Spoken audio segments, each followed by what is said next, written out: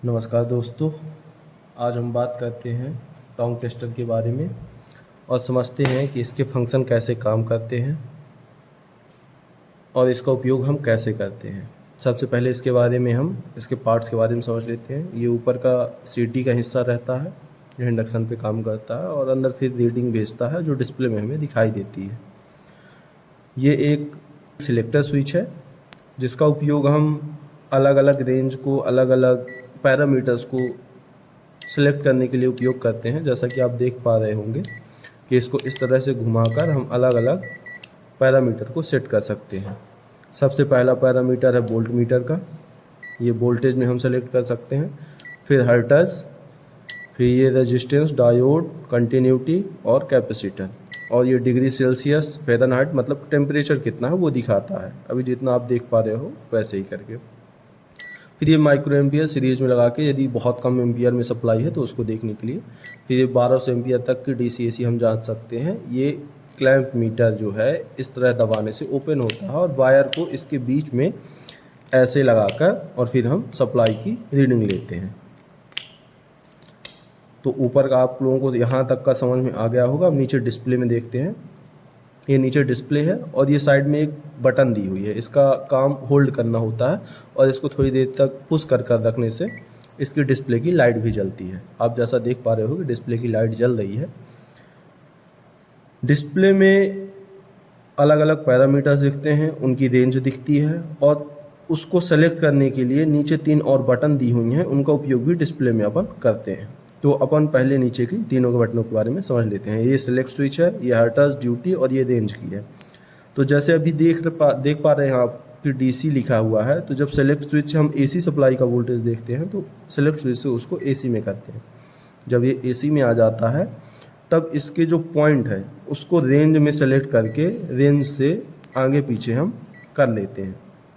ठीक है। अभी ये एम्पियर में लगा हुआ है। जैसे हम वोल्टेज इसका नापना है हमको, तो ये वोल्टेज में आ गया। DC सेलेक्ट करके इसको AC किए। फिर ये मिली वोल्ट में भी दिख रहा है तो रेंज सेलेक्ट करेंगे इसकी। ये पॉइंट आगे पीछे होकर इसकी हम रेंज सेलेक्ट कर लेंगे कि हमको कितने वोल्टेज को नापना है उस हिसाब से वोल्टेज चेक करेंगे। सबसे पहले जो DC रहता है इसको AC करेंगे। आ गया AC। इसको जो सिलेक्टर स्विच है इसको वोल्टेज में लगाएंगे। फिर ये दोनों टर्मिनल सॉकेट में लगाएंगे।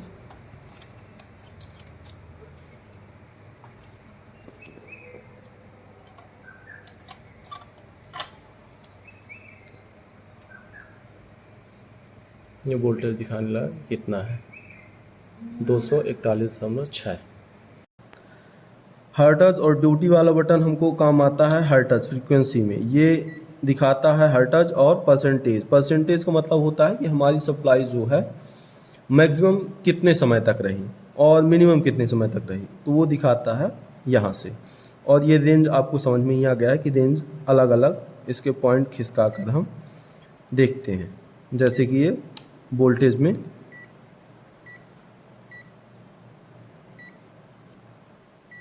ये ऐसे करके, और फिर नीचे 2 टर्मिनल होते हैं। इन्हीं टर्मिनलों से हम सारे पैरामीटर्स को मापते हैं।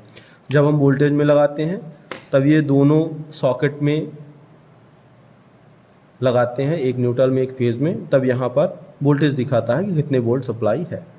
फिर जब ये सिलेक्टर स्विच से हम हर्ट्ज में सेलेक्ट करते हैं तो इसको नॉर्मली वायर के ऊपर भी ऐसे रख सकते हैं या फिर सॉकेट के अंदर भी डाल सकते हैं, तो भी यहाँ पर फ्रीक्वेंसी दिखाता है हर्ट्ज।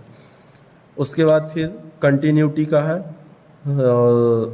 रेजिस्टेंस का है, डायोड का है और कैपेसिटर का है। तो अपन यहाँ से सेलेक्ट करते हैं। अभी ये रेजिस्टेंस में है, ये कंटिन्यूटी में सेलेक्ट हो गया।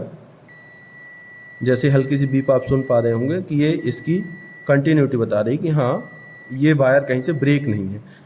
नॉर्मली कंटिन्यूटी का उपयोग ब्रेक को देखने के लिए ही किया जाता है कि वायर कहीं से ब्रेक है कि नहीं है।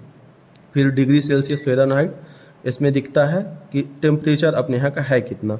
वो नॉर्मली आप जब डिग्री सेल्सियस फ़ारेनहाइट में लगाएंगे तो अपने आप डिस्प्ले में शो हो जाता है। आगे का ये माइक्रो एम्पियर है, तो इसको जो 2 टर्मिनल हैं जो भी लोड होगा उसके जब हम सीरीज में लगाएंगे तभी ये माइक्रो एम्पियर इसमें दिखाएंगे। सिलेक्टर स्विच से अपन सेलेक्ट कर लेंगे AC और DC।